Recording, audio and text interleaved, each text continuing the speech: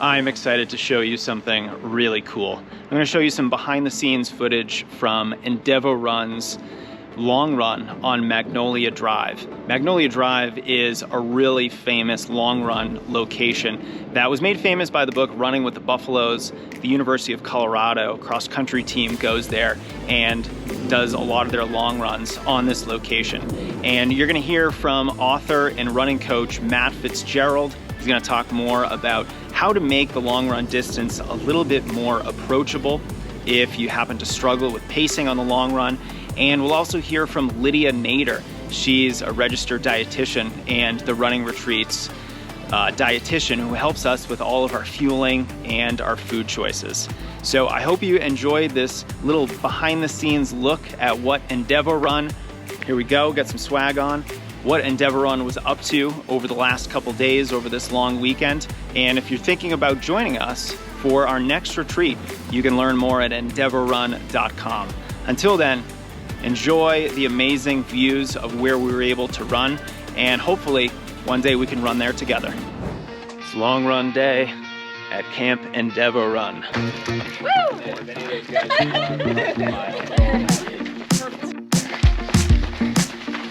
It's Amanda, run to the finish. Brooks. Good morning. They won't wait for me. They're too fast.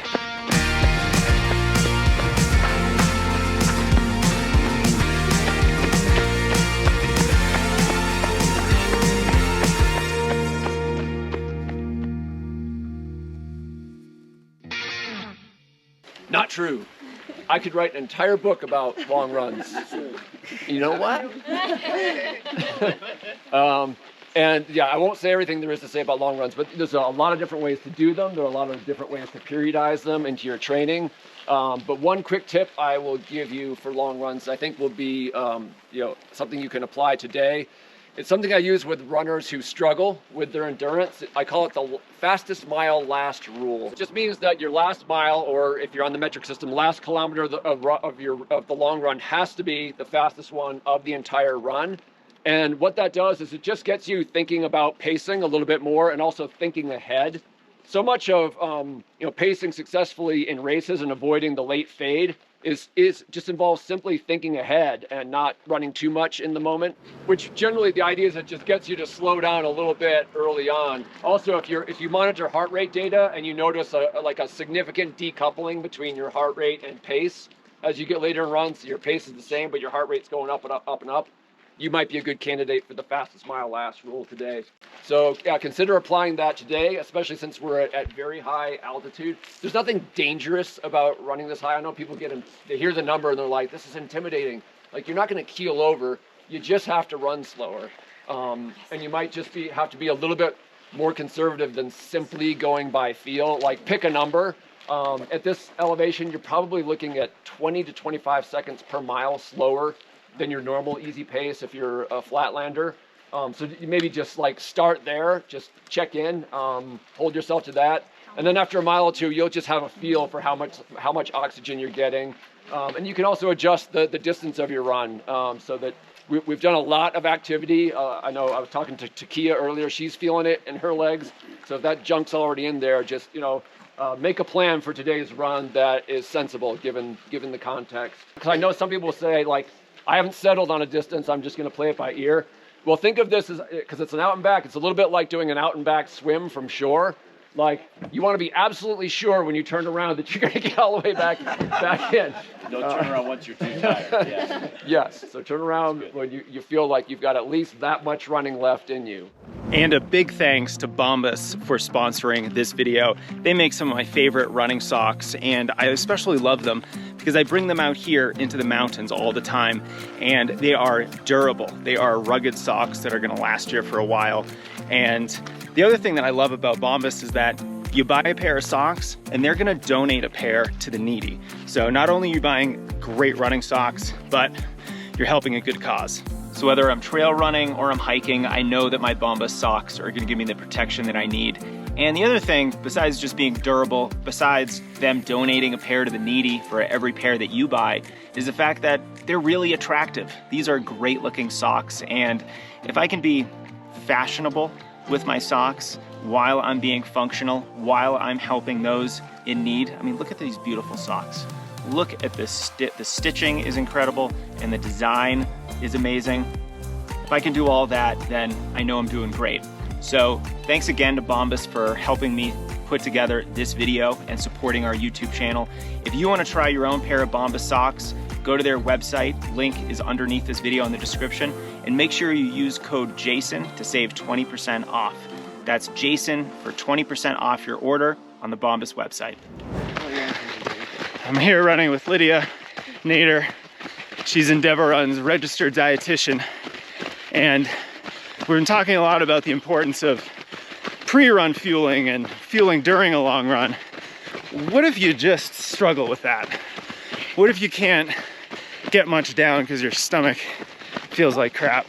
Yeah. What kind of food or fuel is best in those situations? Yeah, so I would say you're not alone. So many runners deal with that. And start simple, start small. If you feel like goos or gels just don't sit well with you, start with something like a baby food or a applesauce or a banana, some dried fruit, fruit snacks. You know, start with something that you might feel more comfortable with as you build yourself up to something that has more nutrition to support you on your long run. But also don't forget hydration. That'll also help that nutrition feel better in your stomach throughout that run. Now, when you said start small, I picked up on the fact that this is trainable, right? Yes. You can improve your ability to take in fuel while you're running. And so if you're struggling with that, there is hope, right? Absolutely, there is hope. But yeah, you want to start with something that is easy on your stomach and you can build yourself up to doing, 50, 60 grams of carbohydrates in an hour of a long run or a marathon. It's possible. And when that becomes more possible, you become faster and stronger because you have more energy for that activity. So just like we train our body to be able to do long runs, intensity workouts, you could train your stomach and your gut to the same thing. The other thing about fueling during a long run is that it jumpstarts the recovery process. If you're depleted during the run, you're just really gonna struggle with building back up, refilling those glycogen stores, starting to rebuild some protein or muscle with protein. So fueling on a long run can help that recovery side of things afterward as well. Absolutely, because you want to be able to enjoy the rest of your day. And none of us like to be laid up all Saturday or Sunday trying to recover and then maybe not even be able to do a run the next day. So doing your nutrition right during a long run allows for you to actually recover faster, have more energy the rest of your day and the rest of the weekend, and prevents injury too. Thank you, Lydia, for talking to us at 8,000 feet. This was hard. Nice job, guys. Looking good. Well, we really want to focus on getting you guys an opportunity to spend time with one another. Go up to the coaches, ask them like, here's what I'm thinking about doing in the next couple weeks, the next couple months. What should I do next? That's where our coaches are going to be asking you, what's your plan and what can we give you to take everything you've gotten this weekend and not have it end when we leave here today, but really bring it forward to the next event, okay?